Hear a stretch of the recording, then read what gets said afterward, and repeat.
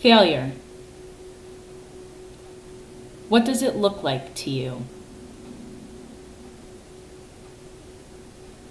What is the desired outcome you are looking to have by applying it to your identity or your way of being? What about the term failure feels so familiar that you are afraid to let go of it, to explore the unfamiliar and possibly, experience something better?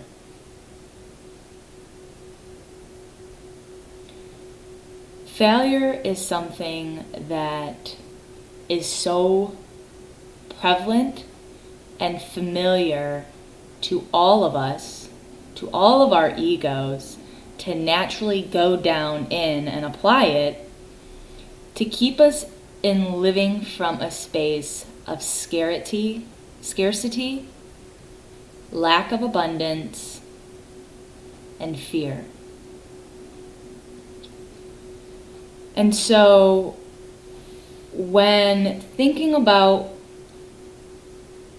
wanting to do something out of the ordinary or transition from a career that is all we know to do or to know ourselves as being a part of, or jumping into a relationship full-fledged, not knowing whether it's going to work out, being okay if it doesn't, going to a new school if our parents have separated, and being unfamiliar with who's going to be there. I'm always saying that the only thing that is certain about life is the uncertainty in which the universe will grant us.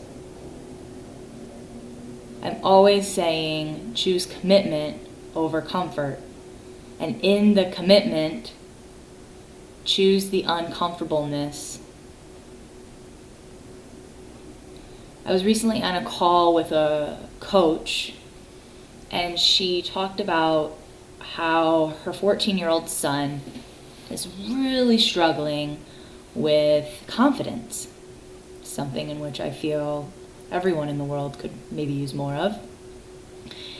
And the term failure came up, and she said, I just want him to feel loved and seen and be confident and just feel worthy.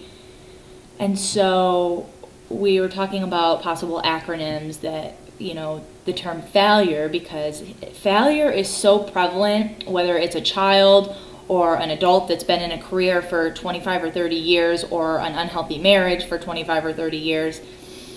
The term failure, we tie it to our identity and we make it mean something about us so much that the thought of it inhibits us from even wanting to move forward. We just won't.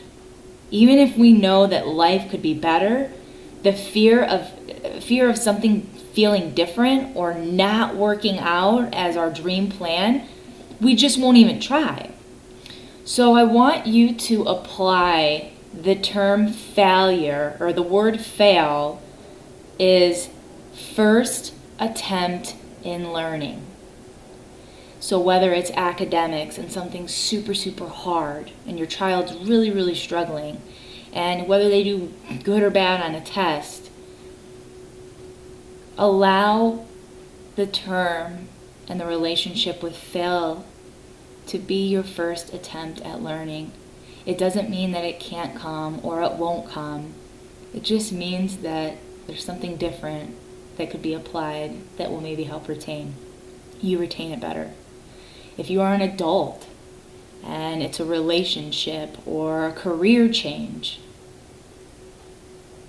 maybe it didn't work out for you. Okay. But again, first attempt in learning. Whether it's about what a healthy relationship is, whether it's first attempt in learning with what truly lights you up year to date, because you know what, 25 years later you're likely not the same person.